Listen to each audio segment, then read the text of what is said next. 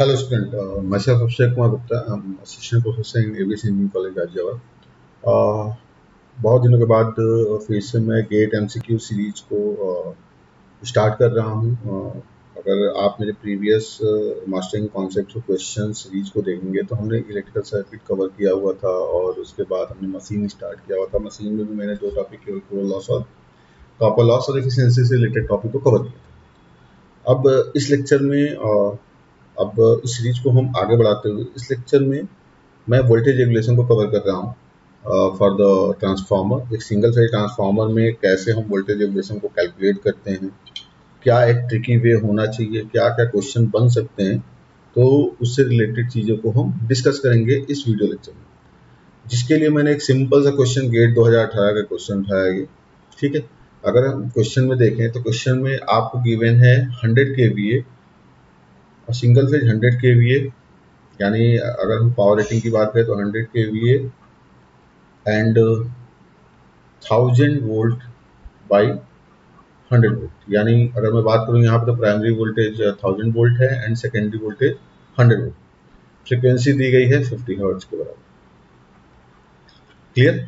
ठीक है। Voltage drop across, पहले तो हम क्वेश्चन को अच्छे से पढ़ेंगे कि क्या चीज दिया हुआ है, उसके बेसिस पे हम क्वेश्चन को मैथमेटिकली अप्रोच करने की कोशिश करेंगे। इस क्वेश्चन की खूबसूरती यही थी कि पर यूनिट एनालिसिस या परसेंटेज एनालिसिस में सारी चीजें दी हुई थी। अब यहाँ पे क्या है, जो परसेंटेज वोल्टेज ड्रॉप दिया हुआ है ये दिया हुआ है इम्पिडेंस, सीरीज इम्पिडेंस। यानी अगर मैं बात करूँ यहाँ पे तो सीरीज इम्पिडेंस में जो परसेंटेज वोल्टेज ड्रॉप था यानी जेड, परसेंटेज जेड की अगर मैं बात करूं, आप अगर परसेंटेज इम्पीडेंस की बात करते हैं या percentage voltage drop in impedance की बात करते हैं तो दोनों चीजें सेम होती हैं। क्लियर?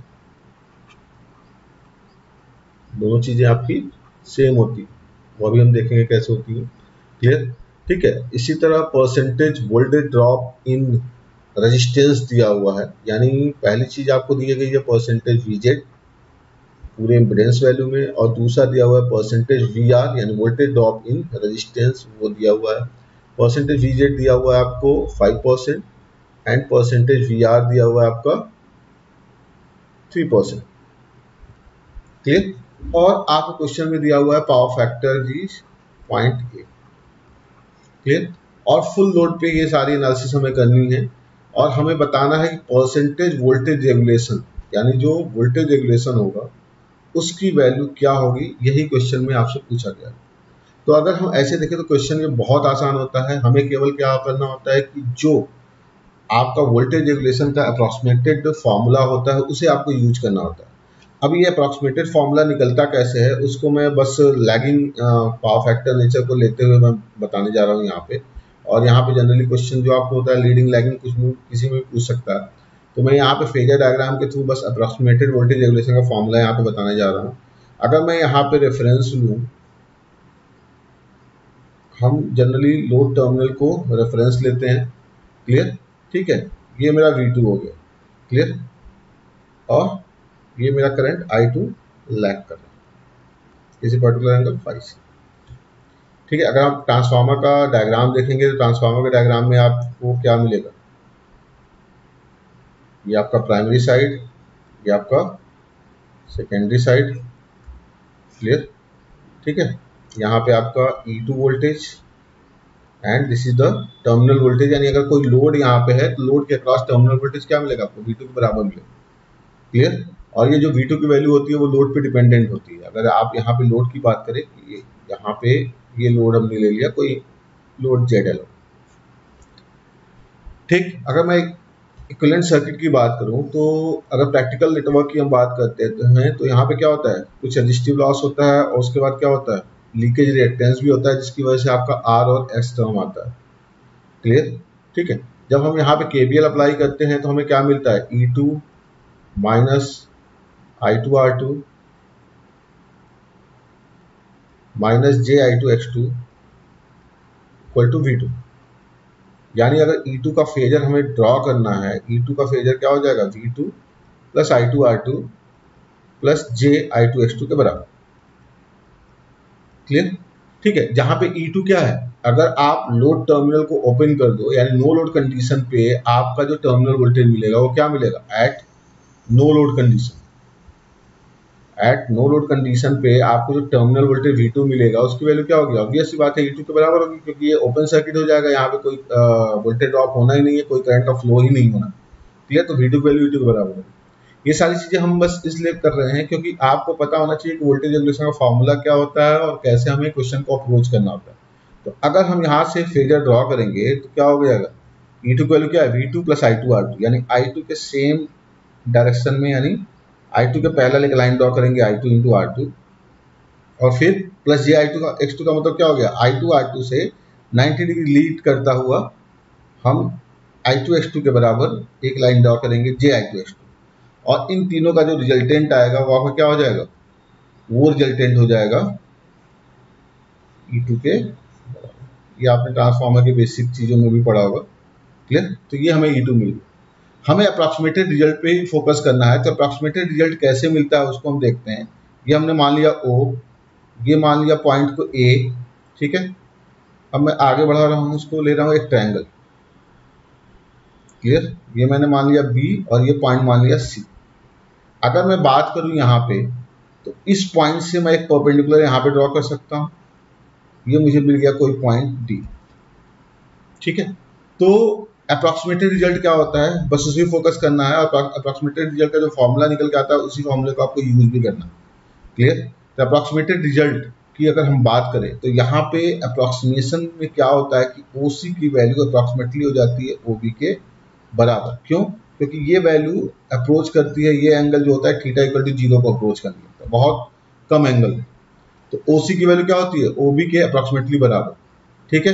तो यहाँ पे अगर हम देखें तो OC इक्वल टू क्या हो गया, OB, और OB को हम ब्रेक कर देंगे OA, देखो यहाँ पे OA plus AD plus DB क्या हो जाएगा, OA plus AD plus DB की वैल्यू क्या होगी, ऑब्वियस सी बात है कि OB के बराबर हो जाएगा। और OC की वैल्यू अगर हम देखें तो OC की वैल्यू क्या है हमारी, E2 के बराबर है। क्लियर, E2 इक्वल टू क्या हो जाएगा, OA की वैल्यू किसके बराबर है, V2 के बराबर है। केवल मैग्नीट्यूड पे ही फोकस करते हैं वोल्टेज रेगुलेशन में। वोल्टेज रेगुलेशन में फेजर रिलेशनशिप का कोई मतलब नहीं होता है, केवल हमें मॉड निकालना होता है। नो लोड वोल्टेज पे क्या मैग्नीट्यूड है, फुल लोड वोल्टेज पे वोल्टेज का क्या मैग्नीट्यूड है, उसके बेसिस पे हम वोल्टेज रेगुलेशन निकालते हैं। ये V2 हो गया। AD की अगर हम बात करें तो AD की वैल्यू क्या होगी, ये एंगल आपकी फाई है, तो AD is the horizontal component of I2 R2। AD का हॉरिजॉन्टल कंपोनेंट मतलब जो हॉरिजॉन्टल कंपोनेंट होगा I2 R2 का, वो क्या होगा I2 R2 into cos phi, यानी AD की वैल्यू क्या हो जाएगी, AD की वैल्यू हो जाएगी I2 R2 कॉस फाई के बराबर। अगर हम DB फोकस करें तो DB की वैल्यू क्या होगी, DB की वैल्यू को फोकस करने के लिए आपको सिंपली इस ट्रायंगल पे फोकस करना पड़ेगा। क्लियर, ये एंगल आपका फाई है, आप जब कैलकुलेट करोगे ये एंगल 90 डिग्री, ये 90 माइनस फाई, ये फाई, और ये 90 माइनस फाई आ जाएगा। क्लियर, आप कैलकुलेट करके देख लेना, ये एंगल 90 माइनस फाई आ जाएगा, ठीक है। जब ये एंगल 90 माइनस फाई आ गया तो ऑब्वियस सी बात है कि ये जो लाइन है, अगर मान लो मैं इसको पॉइंट ले लेता हूं F, क्लियर, तो AF का हॉरिजॉन्टल कंपोनेंट AD के बराबर था। अगर मैं यहाँ पे लिखना चाहूँ तो मैं लिख सकता हूँ AD equal to AF cos phi. Clear, इसी तरह अगर मुझे लिखना है FB क्या है, DB के बराबर है। DB इक्वल टू क्या है, यहाँ पे ये लाइन, ये पॉइंट और ये पॉइंट दोनों क्या है, एक दूसरे के बराबर ही है। तो DB की वैल्यू क्या हो जाएगी, एक तरह से अगर मान लो इसको मैंने G मान लिया तो FG के बराबर, और FG क्या है, FC का हॉरिजॉन्टल कंपोनेंट, यानी FC cos 90 माइनस फाई के बराबर, यानी FC sin फाई। और FC की वैल्यू क्या है यहाँ पे, FC की वैल्यू है आपकी I2 इंटू X2 के बराबर। केवल मैग्नीट्यूड हमें लेना है, तो ये मैग्नीट्यूड कितना है, I2 इंटू X2 के बराबर है, यानी यहाँ पे क्या आ जाएगा फॉर्मूले में, I2 into X2 sine phi. Clear, तो यहां से आपका क्या रिलेशन आ जाएगा, E2 minus V2 equal to I2 R2 cos phi plus I2 X2 sine phi के बराबर। क्लियर, तो यहाँ पे अगर आप कहें कि वोल्टेज रेगुलेशन का डिफिनीशन क्या होता है, तो वोल्टेज रेगुलेशन की जो वैल्यू होती है वो होती है परसेंटेज में V no load minus V full load, और ये केवल मैग्नीट्यूड होता है, ये मॉड टर्म होता है, ये चीज हमेशा ध्यान रखिएगा। V no load minus V full load upon V no load का मैग्नीट्यूड इंटू 100। तो अगर हम यहाँ पे देखें तो आपका E2 माइनस V2, मतलब अगर मैं बात करूं यहाँ पे V नो लोड तो क्या है यहाँ पे E2 के बराबर, नो लोड वोल्टेज क्या है E2 के बराबर है, ऑब्वियस सी बात है। और V फुल लोड क्या है V2 के बराबर है, जो टर्मिनल वोल्टेज आ रहा है अपॉन E2 इंटू 100। और E2 माइनस V2 का मैग्नीट्यूड ऑलरेडी हम कैलकुलेट कर चुके हैं, और क्या है हमारा I2 R2 cos phi plus I2 X2 sin phi upon E2 के बराबर इंटू 100। क्लियर। अब इसी चीज को पर यूनिट वैल्यू में हम कोशिश करते हैं समझने की, ये पर यूनिट वैल्यू में क्या चीज हो रही है ये। तो यहाँ पे ध्यान दोगे तुम तो I2 R2 upon E2 cos phi plus I2 X2 upon E2 sin phi, और ये क्या है इंटू 100। क्लियर। तो यहाँ पे क्या है कि आपके पास कभी भी पर यूनिट एनालिसिस के लिए दो चीजें मेन होती हैं, बेस एमवीए हो, केवीए हो, क्लियर, और बेस वोल्टेज। बेस वोल्टेज का मतलब क्या होता है रेटेड वोल्टेज, यानी अगर हम रेटेड वोल्टेज की बात करें तो नो लोड कंडीशन में ओपन सर्किट मोड में जो आपको वोल्टेज मिल रहा है वही आपके लिए रेटेड मोड कंडीशन। क्लियर। तो कभी भी अगर हम बेस पर यूनिट वैल्यू निकालते हैं किसी भी चीज की पर यूनिट, जैसे मान लो मैंने वोल्टेज पर यूनिट निकालना चाहा किसी चीज की, वोल्टेज पर यूनिट का मतलब क्या हो गया कि वोल्टेज वैल्यू जो उसकी वैल्यू होगी जिस एलिमेंट के क्रॉस हमें निकालना है, एक्चुअल वोल्टेज क्या है अपॉन रेटेड वोल्टेज, जिसको हम बेस वोल्टेज भी कहते हैं। क्लियर। तो यहां पे हमने क्या किया, एक्चुअल वोल्टेज में से बेस वोल्टेज को डिवाइड किया है, तो ऑब्वियस सी बात है ये हमें क्या मिलेगा, ये हमें क्या देगा, ये हमें देगा कि रेजिस्टेंस में जो वोल्टेज ड्रॉप हो रहा है उसका per unit value VR2 per unit cos phi plus ये क्या हो जाएगा VX2 per unit sin phi into 100। Clear. 100 को अंदर मल्टीप्लाई कर देंगे, यानी पर यूनिट वैल्यू में, अगर पर यूनिट वैल्यू में 100 से मल्टीप्लाई कर देते हैं तो यही परसेंटेज वैल्यू हो जाती है। क्लियर। अगर पर यूनिट वैल्यू में हम 100 से मल्टीप्लाई कर दें तो परसेंटेज वैल्यू हो जाएगी, यानी ये क्या हो जाएगा percentage VR2 cos phi plus percentage VX2 sin phi। Clear. ठीक है। तो मेन मुद्दे पे आते हैं। एक तो ये तरीका हो गया कि ये क्या हो जाता है वोल्टेज रेगुलेशन। अगर मैं परसेंटेज वोल्टेज रेगुलेशन की बात करूं तो परसेंटेज वोल्टेज रेगुलेशन की value percentage VR2 cos phi plus percentage VX2 sin phi के बराबर होता है। एक इक्वेशन तो ये आ गया। दूसरा इक्वेशन भी इससे निकल के आता है, वो भी देख लेते हैं जरा हम कि पर यूनिट में या परसेंटेज वैल्यू में कैसा रिलेशन निकल के आता है। अगर मैं एक्सप्रेशन को फिर से ध्यान से देखूं तो परसेंटेज VR को मैं लिख सकता हूं, I2 R2 है यहाँ पे, तो मैं R2 upon E2 by I2 लिख सकता हूं। Clear. cos phi plus X2 upon E2 upon I2 लिख सकता हूं sin phi इंटू 100। ये वैल्यू भी मैं लिख सकता हूं। क्लियर। तो यहां पे अगर मैं E2 बाई I2 की बात करूं तो E2 बाई I2 क्या हो जाएगा आपका इंपीडेंस वैल्यू, यानी मैं जेड बेस की बात करूं तो जेड बेस की वैल्यू हो जाएगी E2 अपॉन I2 के बराबर। तो यहां पे आपको क्या मिल जाएगा ये R2 upon Z base, clear, cos phi plus X2 upon Z base sin phi into 100। Clear. ठीक है। अगर मैं इसी की बात करूं तो चूंकि बेस वैल्यू से आप डिवाइड कर रहे हैं तो कभी भी किसी एक्चुअल वैल्यू में बेस वैल्यू से आप डिवाइड करते हैं तो क्या हो जाता है पर यूनिट वैल्यू हो जाती है। ये क्या हो जाएगा R2 per unit cos phi plus X2 per unit sin phi into 100। Clear. और 100 से मल्टीप्लाई करने पे क्या हो जाएगा percentage R2 cos phi plus percentage X2 sin phi के बराबर। कहने का मतलब ये हो गया यहाँ पे कि अगर आपको किसी भी पर्टिकुलर एलिमेंट में वोल्टेज ड्रॉप को देखना है तो एक पॉइंट आप हमेशा याद रखेंगे कि उस पर्टिकुलर एलिमेंट की पर यूनिट वैल्यू, जैसे ये R पर यूनिट है तो ये R per unit voltage drop in resistance per unit value के बराबर होगा। अगर आप X पर यूनिट देखते हैं तो X पर यूनिट होगा voltage drop in reactance per unit value के बराबर। ये चीज आपने ध्यान रखना है। तो ऑब्वियस सी बात है, पॉइंट वैल्यू बराबर है तो परसेंटेज वैल्यू भी बराबर है। ये तो हो गया voltage regulation in case of lagging power factor. In case of lagging power factor, अगर यही लीडिंग पावर फैक्टर केस हो जाए, इन लीडिंग पावर फैक्टर या for leading power factor load, अगर for leading power factor load के लिए हमें voltage regulation निकालना हो तो सिंपली क्या हो जाएगा, जो फाई एंगल आपने लैग कराया था वो फाई एंगल लीड करेगा, यानी आप फाई को सिंपली रिप्लेस कर दीजिए माइनस फाई से। क्लियर? एक रेफरेंस पोजीशन से वो एंगल क्या हो गया, लीड कर गया। तो ऑब्वियस सी बात है, आप केवल फाई को माइनस फाई से रिप्लेस कर दीजिए, यानी परसेंटेज वोल्टेज रेगुलेशन जो आपका आ जाएगा वो क्या आ जाएगा, percentage VR2 cos minus phi की वैल्यू क्या होती है, कॉस फाई के बराबर। कॉस माइनस फाई क्या होता है, कॉस फाई के बराबर। Clear? Sine minus phi minus sine phi के बराबर। तो रिलेशन बस यही आ जाएगा, ये आपका minus percentage VX2 sine phi आ जाएगा।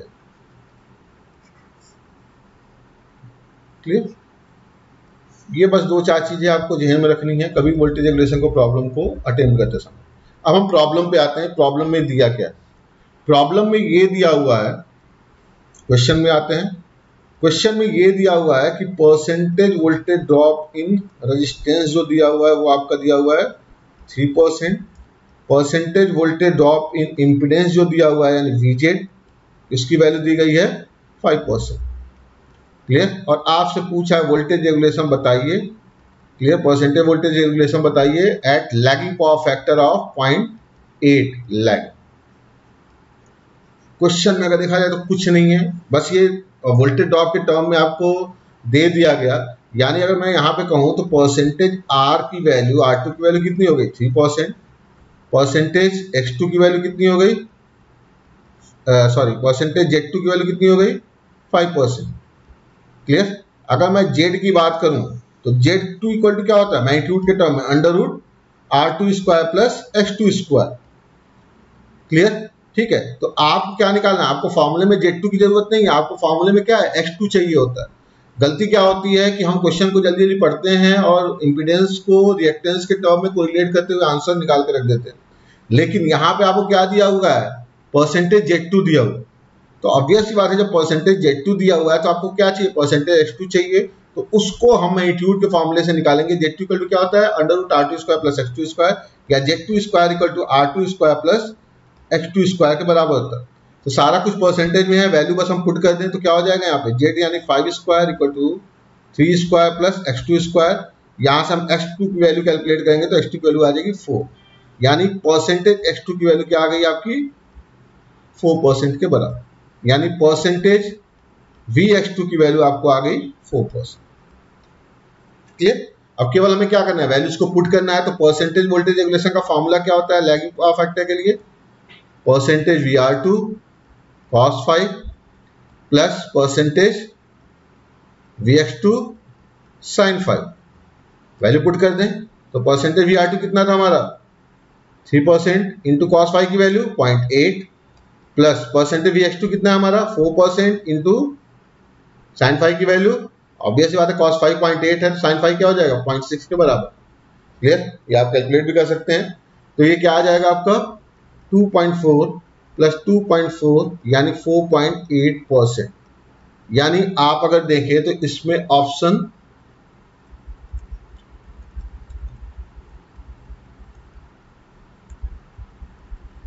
अगर मैं बात करूं यहाँ पे देखो हमारे पास ऑप्शन क्या क्या दिया हुआ, 4.8, 6.8, 8.8, 10.8, यानी हमारा जो ऑप्शन ए है वो right option.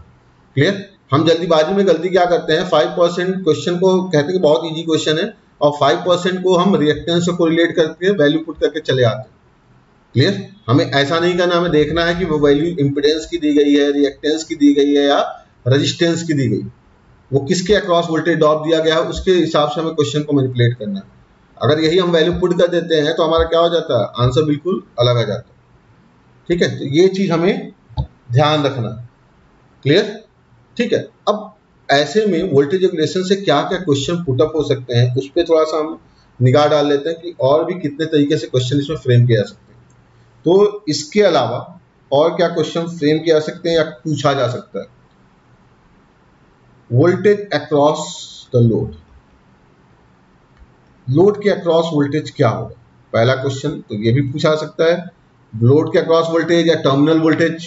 Clear? Terminal voltage का मतलब क्या हो गया? Voltage across the load. तो लोड के अक्रॉस वोल्टेज को आपको कैलकुलेट करना है, यानी कुल मिलाकर आपको क्या कैलकुलेट करना है? V2 की वैल्यू कैलकुलेट करनी है। आपको पता है कि परसेंटेज वोल्टेज रेगुलेशन का जो फॉर्मूला है वो क्या है आपका? E2 minus V2 upon E2 into 100, ये आपका फॉर्मूला है। क्लियर? आपने परसेंटेज वोल्टेज रेगुलेशन निकाल रखा है, वो कितना है? 4.8। इसकी वैल्यू क्या हो जाएगी? E2 minus V2 upon E2 into 100। अगर मैं देखूं यहाँ पे तो E2 की वैल्यू कितनी है हमारी? E2 की वैल्यू कितनी है हमारी? 100 वोल्ट। 1000 बाई 100 वोल्ट दिया हुआ है आपका, 1000 वोल्ट अपॉन 100 वोल्ट, ये आपका क्वेश्चन में दिया हुआ है। तो E2 की वैल्यू 100 वोल्ट है, वैल्यू पुट करना है और हमें V2 की वैल्यू कैलकुलेट कर लेनी है। तो यहाँ से जब आप वैल्यू कैलकुलेट करोगे, E2 की वैल्यू 100 पुट कर दो, 4.8 equal to 100 minus V2 upon 400 into 100, 100 से 100 कैंसिल आउट हो गया यहाँ से, और आपका V2 की वैल्यू आ गई 100 माइनस 4.8 यानी 95.2। क्लियर? ठीक है, तो एक तरीका तो ये आप सीधे सीधे यहां से वैल्यू कैलकुलेट कर सकते हैं। और क्या क्वेश्चन फ्रेम हो सकता है?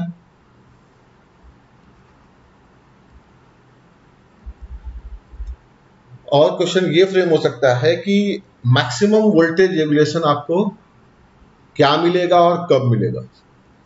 For lagging power factor voltage regulation maximum. Clear? तो वोल्टेज रेगुलेशन मैक्सिमम के लिए हमें कुछ करना नहीं होता है। आपको पता है कि वोल्टेज रेगुलेशन आपका फॉर्मूला क्या है? VR2 cos phi plus VX2 sin phi।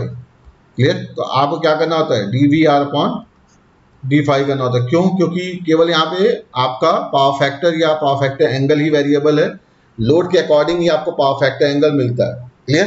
तो dVR अपॉन d phi कर देंगे, इसकी वैल्यू को 0 पुट कर देंगे। तो जब हम इसको 0 पुट करेंगे तो यहाँ से हम देखेंगे क्या हो जाएगा? ये VR2 minus sine phi plus VX2 cos phi equal to 0, और ये वैल्यू आपको मिल जाएगी। यहाँ से हम कैलकुलेट करेंगे वैल्यू, तो आपको मिल जाएगी tan phi equal to VX2 upon VR2। Clear? VX2 की वैल्यू आपको पता ही है कितनी है? VX2 कितना है आपका? 4% हमने कैलकुलेट किया था। VR2 की वैल्यू कितनी है हमारी? 3% है। तो tan phi की वैल्यू कितनी आ गई? 4/3 आ गई। क्लियर? जब हमें tan phi मिल गया 4/3, तो ऑब्वियस सी बात है cos phi की वैल्यू क्या हो जाएगी? cos phi की वैल्यू हो जाएगी हमारी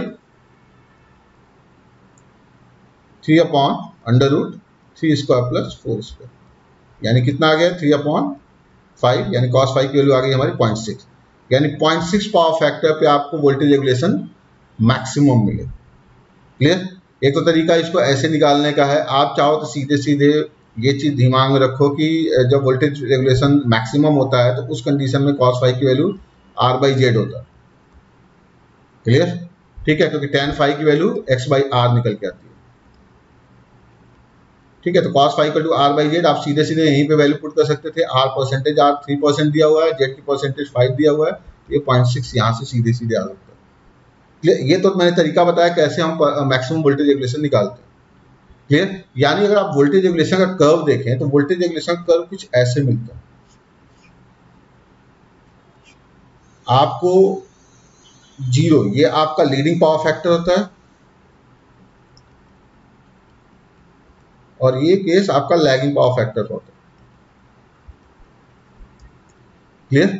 आपको 0, अगर मैं वोल्टेज रेगुलेशन एक्स एक्सिस पे, वाई एक्सिस पे लेके चलूं तो ये कर्व कुछ ऐसे आता है आपका। क्लियर? यानी यहाँ पे किसी पर्टिकुलर पावर फैक्टर पे आपको जब वो लैगिंग नेचर में होता है तो वी आर रेगुलेशन मैक्सिमम मिलता है, यानी ये वैल्यू आपको वी आर मैक्स मिलती है। क्लियर? तो ये चीज आपको ध्यान रखना है कि वोल्टेज रेगुलेशन का रिलेशनशिप क्या होता है कि आपका 0 वोल्टेज रेगुलेशन केवल और केवल लीडिंग पावर फैक्टर केस में ही निकल सकता है, अदरवाइज जीरो वोल्टेज रेगुलेशन आपको लैगिंग पावर फैक्टर में कभी नहीं मिले। क्लियर। सिमिलरली आपसे ये पूछ सकता है कि वी आर मैक्स की वैल्यू क्या होगी। ठीक है, लैगिंग पावर फैक्टर निकाल दिया आपने, आपसे ये भी पूछा सकता है ना वी आर मैक्स की वैल्यू क्या होगी।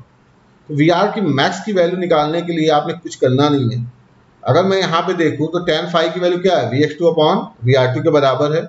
अगर मैं यहाँ पे देखूँ तो cos फाई की वैल्यू क्या है आपकी, cos फाई की वैल्यू क्या आ जाएगी आपकी, Vr2 अपॉन Vz के बराबर, और sin फाई की वैल्यू Vx2 अपॉन Vz के बराबर। क्लियर, यानी R2 अपॉन Z कह लो, या sin फाई की वैल्यू क्या कह लो, x2 बाई जेड के। दोनों चीजें आपके पास, आप अगर परसेंटेज में लेके चल रहे हैं तो आई को नहीं लेके चलेंगे, अदरवाइज आप आई को लेके चल भी सकते हैं। तो यहाँ पे हमें क्या करना है, केवल वैल्यू को पुट कर देना है। तो Vr2 cos फाई की वैल्यू कितनी है हमारी, Vr2 अपॉन Vz के बराबर, प्लस Vx2 sin फाई की वैल्यू कितनी है हमारी, Vx2 अपॉन Vz के बराबर। क्लियर, ये सारी वैल्यू पर यूनिट वैल्यू मैंने पुट किया है, या परसेंटेज वैल्यू, ये percentage Vr2, percentage Vz, percentage Vx2 है। तो यहाँ से हम क्या देख रहे हैं, ये वैल्यू कितनी आ रही है, Vr2 square plus Vx2 square upon Vz square, Vz। तो Vr2 square plus Vx2 square की वैल्यू क्या होती है, Vz स्क्वायर के बराबर होती है अपॉन Vz। इसकी वैल्यू क्या आ गई, Vz। क्लियर। तो यानी परसेंटेज वोल्टेज रेगुलेशन जो मैक्सिमम आएगा वो आपको मिलेगा परसेंटेज Vz के बराबर, और परसेंटेज Vz का मतलब क्या हो गया, परसेंटेज Z के बराबर। यानी Z की जो आपकी वैल्यू आई है उस Z की पर यूनिट वैल्यू के बराबर हो जाएगी, या परसेंटेज में अगर आप निकालोगे तो उसके बराबर हो जाएगी। क्लियर, ठीक है। तो ये तो मैंने परसेंटेज एनालिसिस करके आपको बताया। यहाँ पे Vr2 square plus Vx2 square कैसे आ रहा है, क्योंकि Vr2 की वैल्यू आपकी क्या होगी, I इंटू R2, और Vx2 की वैल्यू क्या होगी आपकी, I इंटू X2 होगी।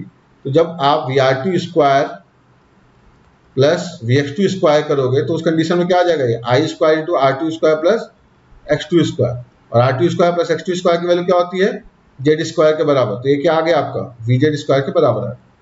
क्लियर, ठीक है। तो ये चीज आपको ध्यान रखना है कि परसेंटेज वोल्टेज रेगुलेशन मैक्सिमम, उसकी वैल्यू क्या होती है आपकी, अगर मैं वोल्टेज रेगुलेशन मैक्सिमम की बात करूं तो वो आपकी Z पर यूनिट के बराबर होती है, या voltage drop in Z per unit के बराबर होती है। परसेंटेज वोल्टेज रेगुलेशन की बात करूं तो ये आपकी परसेंटेज Z वैल्यू या percentage voltage drop across impedance के बराबर होता है। तो ये चीज आपको दिमाग में रखना कि अगर हमसे वोल्टेज रेगुलेशन मैक्सिमम पूछ दे रहा है, पर यूनिट में सारी वैल्यू आपका दिया हुआ है, तो सीधे सीधे हम यहाँ से वैल्यू बता सके। तो आपको कुछ करना पड़ेगा, इसमें कुछ नहीं करना पड़ेगा। आपको आंसर पूछ रहा है कि परसेंटेज वोल्टेज रेगुलेशन मैक्सिमम क्या होगा, तो आपको इतना कुछ सॉल्व करने की जरूरत नहीं है, क्योंकि आपने कॉन्सेप्ट को पढ़ा हुआ है। तो आप सीधे सीधे आप बता सकते हैं कि परसेंटेज वोल्टेज रेगुलेशन मैक्सिमम जो होगा वो percentage voltage drop across impedance होगा, यानी 5% के बराबर। आपको कुछ करना ही नहीं, ये आपका आंसर हो जाएगा। तो क्वेश्चन में ऑलरेडी इंपीडेंस के अक्रॉस वोल्टेज ड्रॉप दिया हुआ है, और अगर आपसे पूछे कि what is the maximum voltage regulation for the lagging power factor in this case, तो वो क्या हो जाएगा, सीधे percentage voltage drop in impedance या Z पर यूनिट या परसेंटेज Z वैल्यू के बराबर हो जाएगा, यानी 5% के बराबर हो जाएगा। क्लियर। तो आपसे ये चीजें पूछी जा सकती हैं। और क्या पूछा जा सकता है वोल्टेज रेगुलेशन के केस में, और क्या क्वेश्चन फ्रेम हो सकता है, आपसे ये क्वेश्चन पूछा जा सकता है कि what is the power factor value when the voltage regulation is zero. Voltage regulation is zero for which power factor value when the load is leading, when the load behavior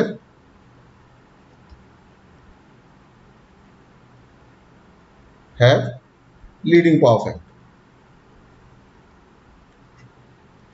यानी leading power factor के case में obvious सी बात है, मैंने आपको बताया कि voltage regulation हमेशा लीडिंग पावर फैक्टर के केस में ही मिलेगा। तो उस कंडीशन में आपका लीडिंग पावर फैक्टर का वैल्यू क्या होगा। अगर मैं यहाँ पे देखूं तो परसेंटेज वोल्टेज रेगुलेशन का जो फॉर्मूला होगा लीडिंग पावर फैक्टर केस में, वो क्या हो जाएगा, percentage VR cos phi minus percentage VX sin phi के बराबर। क्लियर, इसकी वैल्यू जीरो हो जानी चाहिए। इसकी वैल्यू 0 होने का मतलब क्या हो गया, परसेंटेज वी आर यानी 3 दिया हुआ है into cos 5 minus percentage V X यानी कितना दिया हुआ आपका 4%, ये हमने कैलकुलेट किया था, माइनस साइन 5 इक्वल टू 0। तो यहाँ से आप वैल्यू की आप कैलकुलेट करेंगे tan 5 की वैल्यू आ जाएगी आपकी 4/3 के बराबर, 3/4 के बराबर। क्लियर? जब tan 5 आपका 3/4 आ गया तो cos 5 की वैल्यू क्या हो जाएगी, 3/√3 स्क्वायर प्लस 4 स्क्वायर। cos 5 की वैल्यू हो जाएगी 4/√3 स्क्वायर प्लस 4 स्क्वायर यानी 4/5 यानी 0.8 पावर फैक्टर। क्लियर? यानी cos 5 इक्वल टू 0.8 लीडिंग के केस में आपको क्या मिलेगा, वोल्टेज रेगुलेशन 0 भी मिलेगा, परसेंटेज वोल्टेज रेगुलेशन की वैल्यू 0 आएगी। यानी कुल मिला के अगर आप देखो यहाँ पे तो इसके लिए जो फॉर्मूला निकल के आता है, तो आप अगर निकालोगे फॉर्मूला, इसको 0 पुट करोगे ना, तो ये क्या आ जाएगा, V R cos 5 equal to V X sine 5। Clear? यहाँ पे ये एज्यूम करके आप चलेंगे कि V R and V X in per unit, तो यहाँ पे क्या आ जाएगा, tan 5 equal to V R upon V X. Clear? अगर मैं आई के टर्म में पुट करना चाहूँ, आप आई के टर्म में भी देख लो कैसे करेंगे हम, I into R2 upon I into X2 के बराबर, यानी tan 5 की वैल्यू क्या आ गई, R2/X2 के बराबर। जब tan 5 R2/X2 आ गया तो cos 5 की वैल्यू क्या हो जाएगी, X2 upon √R2 square plus X2 square, यानी क्या हो जाएगा ये X2/Z के बराबर। क्लियर? तो यहां से हम वैल्यू कैलकुलेट कर सकते हैं। तो cos 5 की वैल्यू क्या हो जाएगी, यहाँ पे X2 की वैल्यू कितनी है हमारी 4/5 यानी 0.8 पावर फैक्टर। क्लियर? तो 0.8 पावर फैक्टर लीडिंग पे आपको वोल्टेज रेगुलेशन 0 मिलेगा। क्लियर? और क्वेश्चन क्या फ्रेम किए जा सकते हैं इसके अलावा एक बहुत ही अच्छा कॉन्सेप्चुअल व्यू है कि लोड के बिहेवियर से क्या फर्क पड़ेगा। लोड के बिहेवियर यानी अगर हम लोड करंट को चेंज करें, लोड का बिहेवियर का मतलब लोड करंट क्या इफेक्ट डालेगा आपका वोल्टेज रेगुलेशन। क्लियर? तो अगर मैं यहां पे देखूं तो voltage regulation versus load current, तो यहां पे अगर मैं वोल्टेज रेगुलेशन का फॉर्मूला देखूं तो वोल्टेज रेगुलेशन फॉर्मूला क्या होता है, percentage V R cos 5 plus minus जो भी कह लो plus minus percentage V X sine 5, plus sine lagging के लिए और माइनस साइन लीडिंग के लिए। तो मैं इसको लिख सकता हूं यहाँ पे, अगर मैं यहाँ पे देखूं तो मैं इसको लिख सकता हूं I2 R2 cos 5, ये मैं जो पहले हमने डिराइव किया था वहां से हमने ये लेके चला था, तो वो सारी चीजें मैं यहाँ पे फिर से वैल्यूज के फॉर्म में यहाँ पे पुट कर रहा हूँ। तो I2 R2 cos 5 plus minus I2 X2 sin 5 upon V2 के बराबर। तो यहाँ से मैं I2 कॉमन ले सकता हूँ, सॉरी E2 के बराबर। अगर यहाँ से I2 कॉमन ले लिया तो यहाँ पे क्या हो जाएगा, R2 cos 5 plus minus X2 sin 5 upon. तो क्वेश्चन में क्या होता है कि पावर फैक्टर के बारे में आपको एक तरह से पता होता है, यानी आपके लिए ये वैल्यूज नोन वैल्यू, R2 और X2 भी क्या है आपके लिए नोन वैल्यू है, और ट्रांसफार्मर का E2 भी आपके लिए क्या है नोन वैल्यू।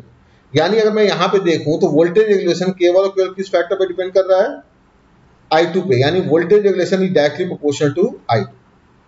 यानी लोड का बिहेवियर जैसे जैसे चेंज होगा लीनियरली वोल्टेज रेगुलेशन भी आपका चेंज होता जाएगा। यानी अगर लोड करंट की वैल्यू बढ़ती है, लोड बढ़ने का मतलब क्या होता है, अगर मैं बोलूं इफ लोड इंक्रीजेज का मतलब क्या होता है, लोड इंक्रीजेज का मतलब क्या होता है, पैरेलल कॉम्बिनेशन में इंपेडेंस की वैल्यू बढ़ते जाना। लोड इंक्रीजेज का मतलब ये होता है कि मान लो ये सेम टर्मिनल से हम Z2 लोड करेंगे, सेम टर्मिनल से हम Z3 लोड को अटैच करेंगे। क्लियर? तो ये लोड क्या हो रहा है, बढ़ता जा रहा है। लोड बढ़ने का मतलब क्या हो गया, Z इक्विवेलेंट की वैल्यू रिड्यूस हो रही है, यानी Z इक्विवेलेंट की वैल्यू रिड्यूस होने का क्या होती जाएगी, ये I2 करंट है, तो I2 करंट की वैल्यू क्या हो जाएगी, इंपेडेंस जितना कम होगा करंट की वैल्यू उतनी ही ज्यादा होती जाएगी। क्लियर? ठीक है। तो यहाँ पे अगर लोड इंक्रीज हो रहा है तो मतलब क्या हो रहा है, करंट की वैल्यू बढ़ रही। लोड इंक्रीज होने का मतलब होता है इक्विवेलेंट इंपेडेंस की वैल्यू रिड्यूस होता है, ये चीज ध्यान रखिएगा आप लोग। ठीक है, क्योंकि पैरेलली इंपेडेंस आपके कनेक्ट होते हैं। तो अगर आपका लोड इंक्रीज हो रहा है, लोड इंक्रीज होने का मतलब करंट इंक्रीज हो रहा है, तो उस कंडीशन में अगर मान लो मैंने ये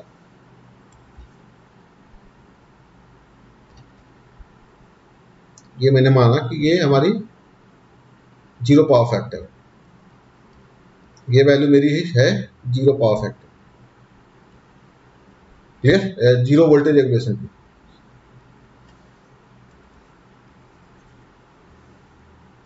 ये वैल्यू जो है हमारी वो जीरो वोल्टेज रेगुलेशन है, यानी V R equal to zero यहाँ पे इस पॉइंट पे। अगर मैं मान लो पावर फैक्टर को 0.8 पावर फैक्टर लैगिंग लेता हूं तो उस कंडीशन में क्या होगा, उस कंडीशन में ये मैंने एक प्लॉट लिया हुआ है cos फाई इक्वल टू 0.8 पे, क्लियर, वोल्टेज रेगुलेशन की बात कर रहा हूं मैं। अगर मैं करंट को बढ़ाता जाऊंगा तो ऑब्वियस सी बात है कि वोल्टेज रेगुलेशन क्या हो रहा है, इंक्रीज करता जाए, क्लियर। अगर आप यूनिटी पावर फैक्टर की बात करें यानी cos फाई की वैल्यू 1 ले लें तो उस कंडीशन में भी वोल्टेज रेगुलेशन का फॉर्मूला देखेंगे तो क्या हो जाएगा, percentage V R cos phi की वैल्यू 1 प्लस क्या हो जाएगा यहाँ पे percentage V X sine phi की वैल्यू 0, ये क्या आ जाएगा, परसेंटेज वी आर के बराबर आ जाएगा, नहीं ये भी पॉजिटिव वैल्यू ही आएगी आपकी, क्लियर। परसेंटेज वी आर का मतलब क्या हो गया, I2 R2 अपॉन E2 के बराबर, क्लियर। तो ये भी क्या आएगी, पॉजिटिव वैल्यू आएगी, यानी अगर मैं पावर फैक्टर को यूनिटी भी कर दे रहा हूं तो उस कंडीशन में भी अगर मेरा लोड बढ़ता जा रहा है तो आपका क्या हो जाएगा, करंट की वैल्यू बढ़ती जाएगी। ये किसके लिए, cos फाई इक्वल टू 1 के लिए। ये आपका लैगिंग नेचर में था, ये आपका यूनिटी पावर फैक्टर हो गया। लेकिन लीडिंग पावर फैक्टर केस में थोड़ा सा डिफरेंस आता है। डिफरेंस इस केस में आता है क्योंकि लीडिंग पावर फैक्टर के केस में अगर हम देखें तो वी आर का फॉर्मूला होता है I2 upon E2 R2 cos phi minus X2 sine phi. तो ऐसा भी हो सकता है कि एक कंडीशन ऐसी आ सकती है कि X2 साइन फाई की value greater than R2 cos phi हो जाए। X2 साइन फाई की वैल्यू अगर greater than R2 cos phi आ जाएगा तो परसेंटेज वोल्टेज रेगुलेशन क्या हो जाएगा इस कंडीशन में, निगेटिव। अगर X2 cos साइन फाई की वैल्यू R2 cos फाई से ज्यादा आ जाए तो ऑब्वियस सी बात है परसेंटेज वोल्टेज रेगुलेशन निगेटिव आ जाएगा। और वो हमने वोल्टेज रेगुलेशन का जब डायग्राम देखा था लीडिंग और लैगिंग पावर फैक्टर केस में, तो वहां भी हमने देखा था कि लैगिंग पावर फैक्टर केस में ये आपका VR पॉजिटिव केस है, ये आपका VR निगेटिव है, क्लियर।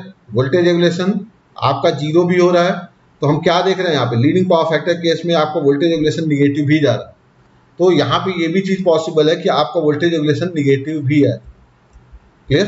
तो इसलिए लीडिंग पावर फैक्टर केस में डिपेंड करता है कि आपका X2 साइन फाई की वैल्यू R2 cos फाई से ज्यादा है या X2 साइन फाई की वैल्यू R2 cos फाई से कम है। इस पे आपको परसेंटेज वोल्टेज रेगुलेशन पॉजिटिव मिलेगा। तो जो लीडिंग पावर फैक्टर का प्लॉट है वो डिपेंड करता है कि आपको नेगेटिव वोल्टेज रेगुलेशन मिल रहा है या फिर पॉजिटिव, क्लियर, ठीक है। तो इन सब चीजों पे आपका ये डिपेंडेंट होता है। तो मेरे ख्याल से आपको वोल्टेज रेगुलेशन से रिलेटेड सारी चीजें क्लियर हुई होंगी। अगर आपके लिए क्वेश्चन कोई फ्रेम होता है जैसे मैंने अभी बताया, अगर मान लो इस केस में भी एक क्वेश्चन मैं फ्रेम कर सकता हूँ। इस केस में क्वेश्चन क्या फ्रेम हो सकता है, if the load is decreases then what is the effect on voltage regulation. या मैं ये पूछ दूं for half load find the voltage regulation. Half load के लिए वोल्टेज रेगुलेशन क्या होगा, अभी आपने देखा जो परसेंटेज वोल्टेज रेगुलेशन है वो डायरेक्टली प्रोपोर्शनल टू I2 है। अगर आपका I2 आधा हो जा रहा है, हाफ लोड का मतलब क्या हो गया, करंट हाफ लोड का मतलब I2/2 हो जाना करंट का, तो ऑब्वियस सी बात है परसेंटेज वोल्टेज रेगुलेशन भी क्या हो जाएगा इस I2/2 के लिए परसेंटेज VR/2 हो जाएगा। परसेंटेज VR हमने कितना निकाला था, 4.8% निकाला था, तो 4.8% अपॉन 2 यानी 2.4% के बराबर हो जाएगा, क्लियर। तो ऐसे क्वेश्चन भी आपके फ्रेम हो सकते हैं। तो मेरे ख्याल से आपको वोल्टेज रेगुलेशन का पूरा लॉजिक क्लियर हुआ होगा, ठीक है। तो इस सीरीज को हम आगे भी कंटिन्यू रखेंगे।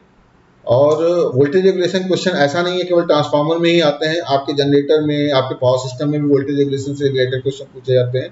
तो ये पर यूनिट का लॉजिक आपको दिमाग में रखना है, अपने जहन में रखना है, खासकर मैक्सिमम, खासकर जीरो के केस में। तो मेरे ख्याल से आपको ये वीडियो लेक्चर अगर पसंद आया होगा तो प्लीज़ लाइक करिए, सब्सक्राइब करिए एंड शेयर करिए। Thank you very much.